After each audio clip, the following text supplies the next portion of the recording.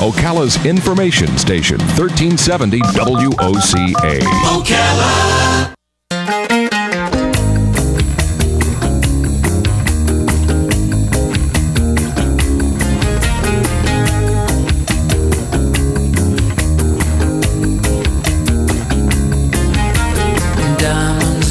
All right, 5 minutes after 10 o'clock. It's Tuesday morning. Thank you for tuning in. Robin, we like to celebrate when people have outstanding achievements in their line of work and their line of contributions to society, to the rest of us. And I have had a thought, Robin, while we were beginning this next segment. When a baseball player does really well, he hits a home run, right? Mm-hmm.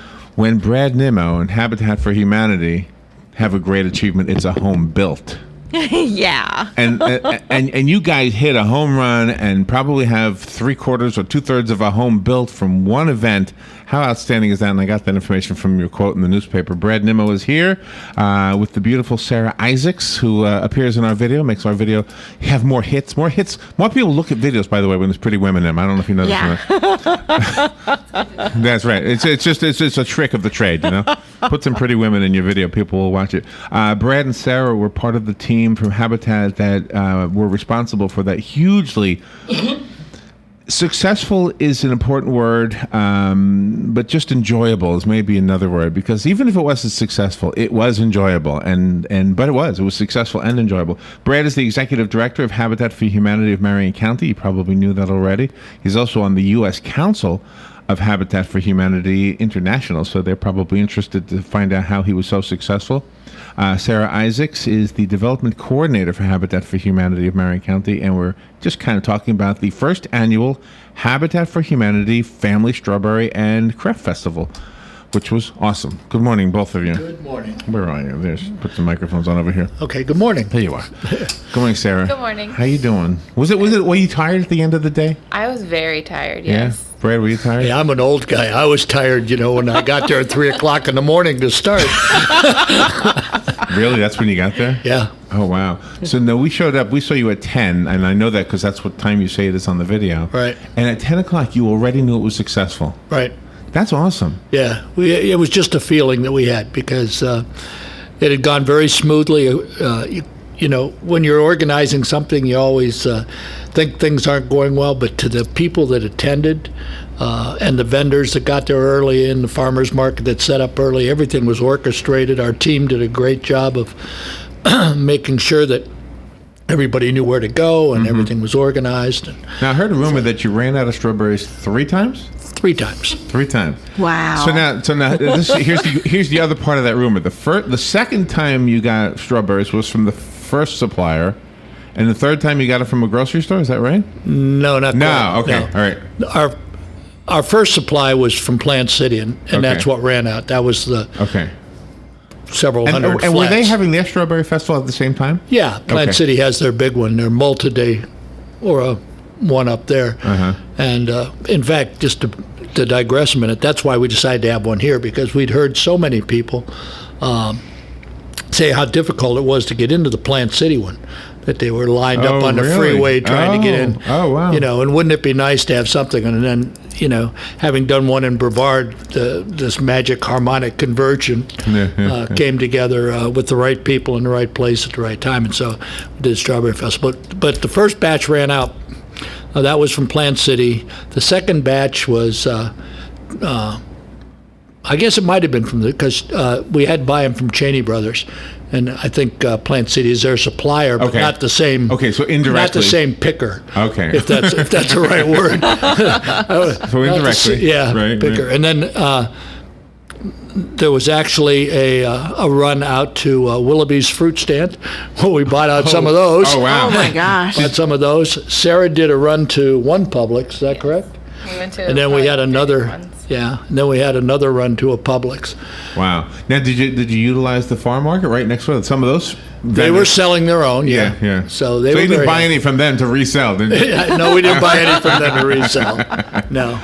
So this was amazingly successful. So let's get the numbers out of the way. The newspaper said you grossed $70,000. I think you actually corrected the newspaper in your comment under the article. I think they said. I think the headline was misleading. It was wrong because it said net. It was really 72,000 gross. Okay, 72,000 gross and change. What number did you expect at that? And just to kind of stop there for a second.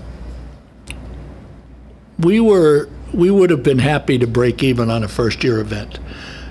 Wow. We really didn't expect to make money on this one. Our goal, we hoped, would be to build a house, but in our hearts we thought, first-year event, it's just not going to happen. Right. And so when we hit 72,000, we went, wow. Wow. Wow. Yeah. Was part of the success, well, let's see the numbers first. The net, how much was the net? We're still getting bills in, but it's about not quite at a house. Maybe 3/4 of a house, half to 3/4 of a house. Which is still got $25,000 to $30,000, wow. Somewhere in that number. Wow. We're still picking that apart. We still got some bills that are still coming in, but that's neat. Now, will we know as the public which house is the Strawberry House? So do we have will you call it the Strawberry House? We will. We haven't identified it yet, but we will call it the Strawberry House when we start to bring it out. I wonder if the people who move into it will embrace that. And that's right. Maybe use the motif or something. Yeah.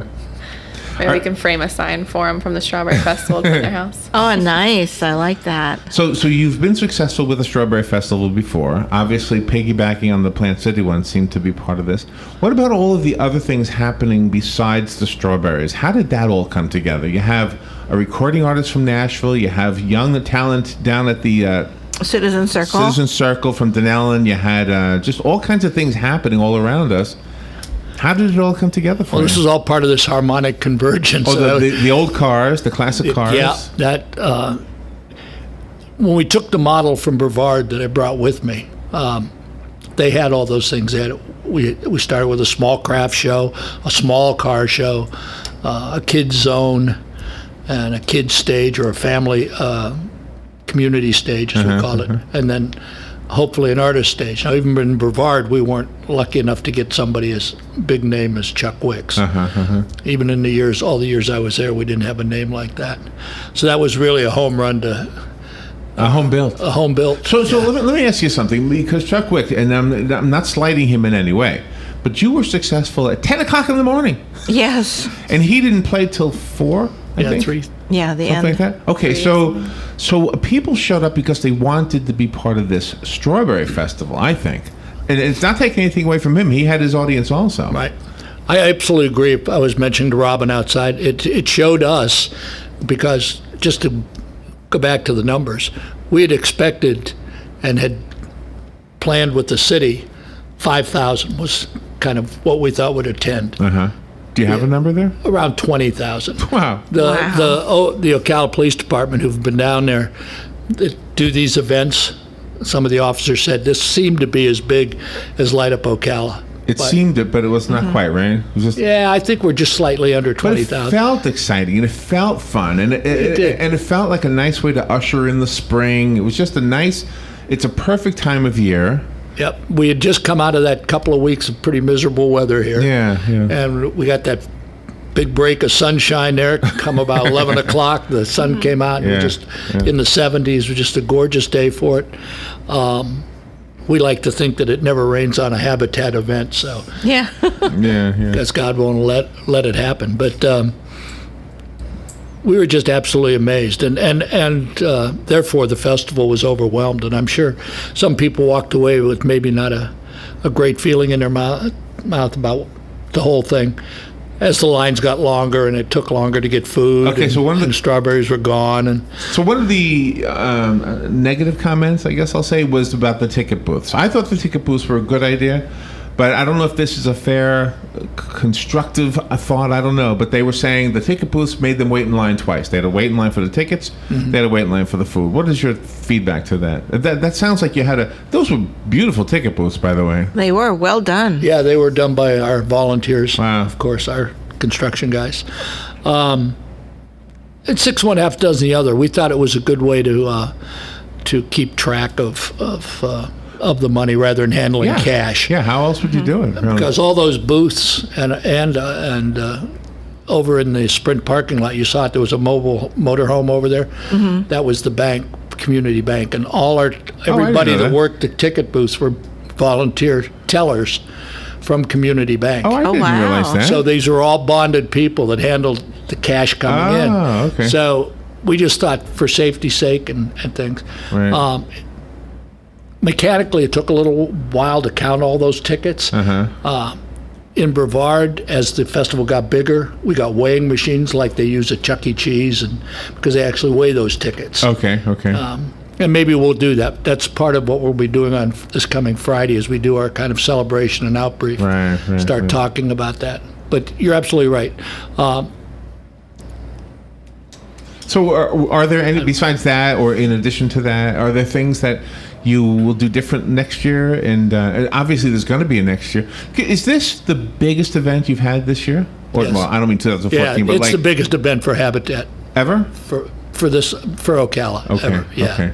Wow. Yeah. Well, I think the ticket booths are a really, really good idea, because no matter where people go, they're going to have to wait in line. And if they have to wait in line just for food, just to pay their money, they're still going to complain about that. So I think it's really good that you're able to consolidate all the cash and then just give the people the tickets to go to the booths that they want, because they should just scope out the food booths first, figure out how many tickets they need, then go to to buy the tickets.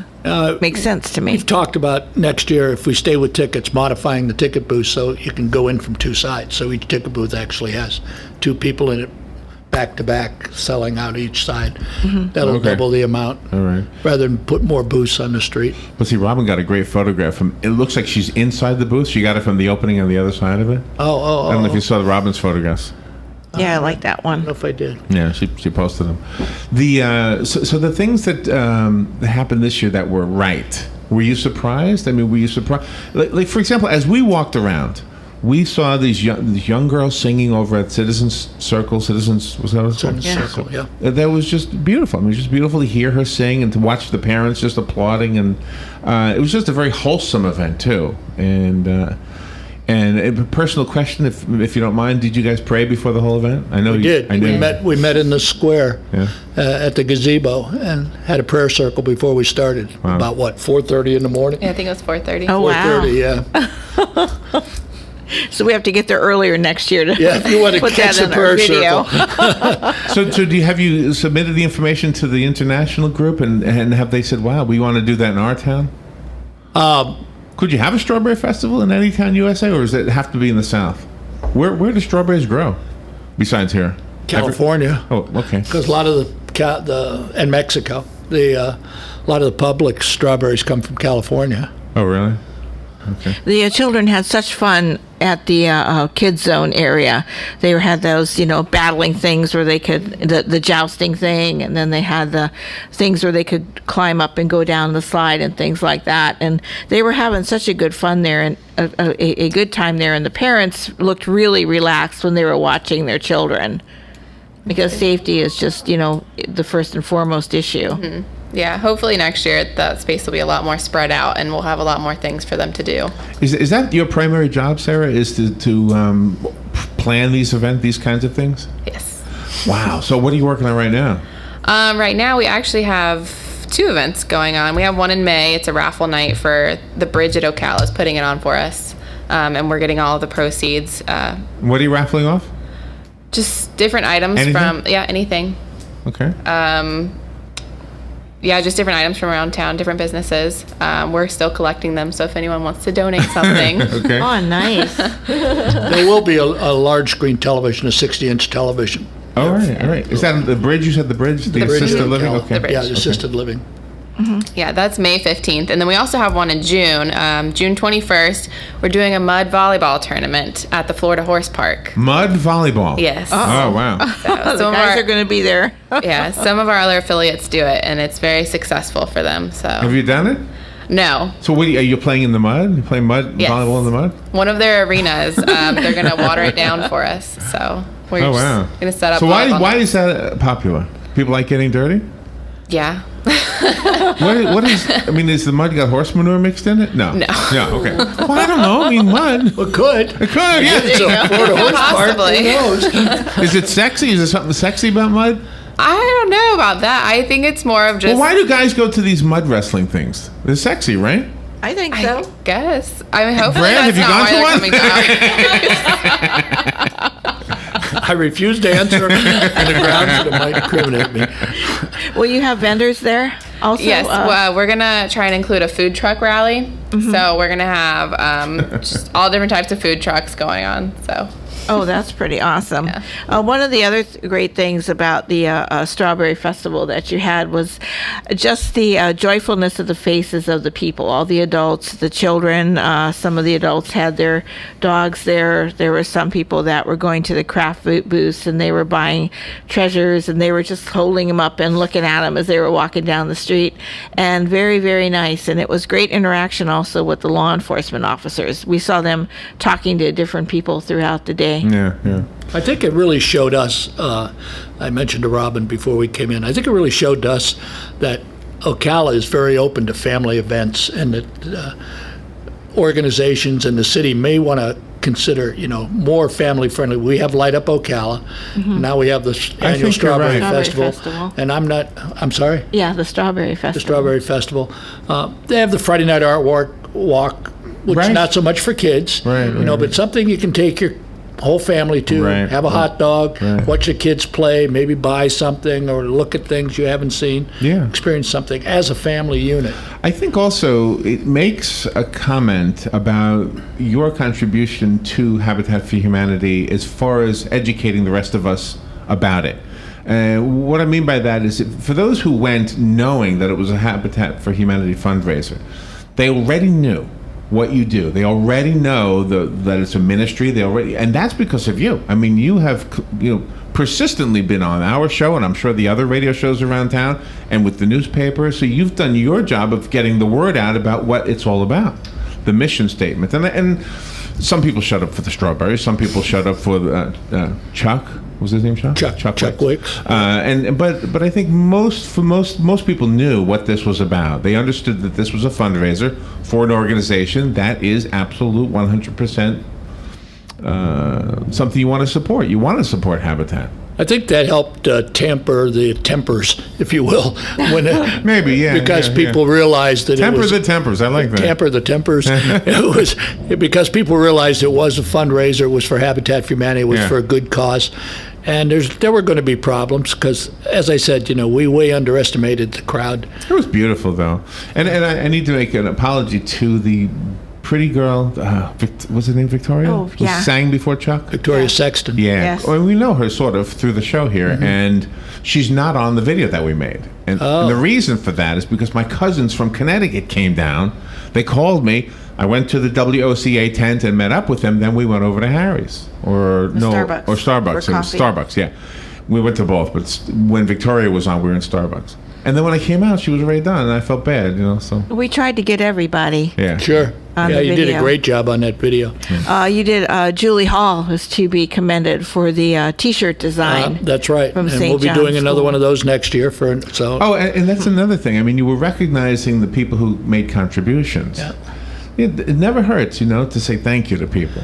Well, we had 144 volunteers that Wow. put in over 800 Wow. hours that day. So that's the team. When Wow. we That's say, the team. Yeah. I mean, we had our core team, and the chair of my board, Jeff Ruttenberg, and the vice chair, Elizabeth Letchworth. They really spearheaded this whole thing, with staff support. That And guy, those guys that were helping unload the trucks, their backs must have hurt at the end of the day, right? oh yeah, and those guys were from our store.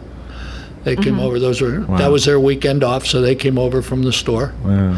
And So is there any way we can thank them? I mean, is there any way we can give them a little vacation or something? well, I felt bad for them. I mean, they were really bending over backwards. yeah. In actual Forwards. fact, the staff involved all got extra comp days this year. Oh, really? So they're already planning vacations and. Where are you going? Atlanta. Oh, okay. Oh, nice. Is that where you're from? No, we're just going to see the aquarium and the zoo and everything. Just taking a little road trip. Go to the world of Coca-Cola. Yes, that's part of it too. Yeah. And what is the beer that tastes like vomit? It's called Beverly beer. I mean soda. Beverly soda. Beverly soda. I'll skip. I know. that Have you one. heard of this? Yeah. Never heard of it. No, they say don't try Beverly soda. It tastes like vomit. I've never tried. I went to the world of Coca-Cola. Really? It's an Italian Coca-Cola. Yeah. I know. It's crazy. Why would you make such a thing? I spent 14 years in Italy and never heard of Beverly Cola. It's too funny. So are you starting right now to plan next year's event? Yep. Yes. That's Friday. We'll have our celebration and outbrief. We'll plan a meeting with the city to talk about, hear their side, what they thought. We'll put our input into what could have done better, what went right, and then our tentative date is the 28th of February. Oh, okay. But that's tentative. We have to talk to the city. I would prefer to move it into the first or second week of March.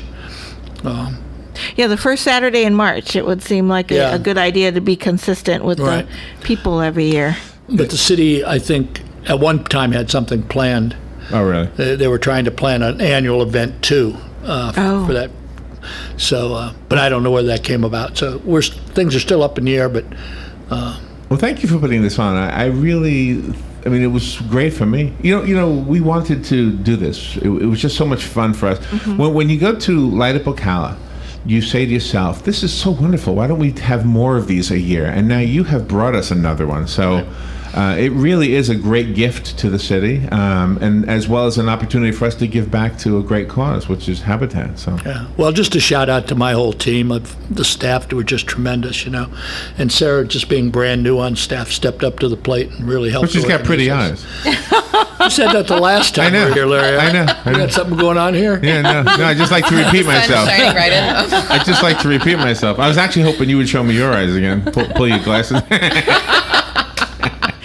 We have to say kudos to all of your parking lot attendants. They were right there on the roads. They directed people to where the handicap parking was, to where the general parking was, and then if a person stopped in the road and had a question, they really answered it very, very nicely. So you had great staff there also with the parking, because that always seems to be a problem, but it was not during the Strawberry Festival.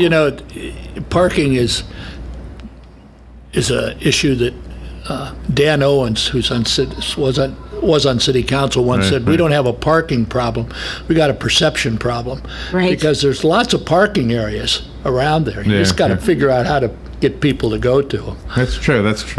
By the way, after a day or two after, Robin brought in chocolate-covered strawberries, white chocolate-covered strawberries, strawberry shortcake covered with whipped cream. Real cream, by the way, not that Cool Whip stuff. So we've had our share of strawberries. Good for you. Well, did you get a lot personally? Did you get a lot of strawberries? No, I had my first. No, neither one of you? I had my first bowl of strawberries yesterday. Oh my A God! bowl of strawberries. Yeah, my wife bought a couple of. She was working hard too, by the way. Yeah, she was. Yeah. She was in charge of the pre-sale pickup. How'd you get such a pretty wife, by the way? How'd that happen? I have no idea. No idea. I often ask her if she's sure she doesn't need glasses. Of course, I was quite a catch in my younger days. There you go. Well, you still are, Brad. I must say. Thank you. You are such a contribution to our community. We're proud to be able to say you're our friend and that we've come to know you. I've never come to your house, so I've never swam in your pool. Well, that's good because I don't have one. I was trying to drop a hint. Invite me over to swim in your pool. But the people that benefit from all of the efforts that Habitat for Humanity does are the real, true winners here, because they're all going to get a home. They're all going to know what it's like to feel that camaraderie that everybody exuded on Saturday, March the 1st. And to me, that's really important, to feel that sense of family. Yeah, our family partners really did a great job out there because we had them manning the kid zone. Mm-hmm. Because they'd already been background checked, and we wanted people that were background checked around the children. So they did a great job stepping up the plate, putting in extra hours. Do you know, by the way, I wanted to go back to the bowling fundraiser you had a few months ago, back when Robin and I were trying to raise money for Habitat for the Literacy Literacy Council. Council. That was hugely successful too. It was. And again, I think it's because people understand what you are about, what your organization is about. So. Yep. We're planning that one too. I don't know what the date is. August. Late August. Late August. You're busy, huh? Yeah. and does it take all year for each one? I mean, do you actually have all of them going at one time? You're like juggling different events? I think it takes all year for the Strawberry Festival, and it will take all year. But for these other ones, we just kind of fit them in when we can. Before we say goodbye, anything on your wish list? Things you'd like for the events of the future or for Habitat in general? No, we always covet our supporters' prayers. That always seems to work for us. I mean, whoever prayed that nice day on us and for the Strawberry Festival, thank you. I think starting out cool was a good thing, though. A lot of people said it was cold. I thought it was a good thing to start out cool like that. So if you can pull that off again, that'd be great. And if people have anything they want to donate for the raffle, they can call you. Mm-hmm. Yep, they can call us at the office and either bring it by or we can try and come pick it up for them. We'll have to think of what we have we can raffle off. Yeah. I have an old drum machine. Will that help? Possibly. Thank you for what you do for our community, Brad and Sarah and everybody. The 140 something people in your team. Yeah, 144. 144. That's a gross. It is a gross. You have a gross staff. Well, we did that. We did that because you have to order T-shirts by that. Oh. Couldn't have 145. Somebody be without a T-shirt. Brad Nimmo, Sarah Isaacs, thank you both. You both are a great asset to our community. Thank you for being friends of this station and of our show. So. Thank you, Larry. Thank you, Robin, for having us. Thank you. Do you want to give out a website or anything, Sarah? What's your website? What's the Habitat website? HabitatOcala.org. There you go. Easy enough. You want a phone number? The phone number for the office is 352-351-4663. Congratulations on such a great event and Thank you. on all those great events that you give us. All right, we will take a little break and we'll be right back. Hi, this is Jody Saulnier. Jeff and I are the owners of J&J Jewelers in the Jasmine Plaza, which is located at the intersection of State Road 200 and Airport Road. We're third-generation jewelers, voted Ocala's favorite jewelry store.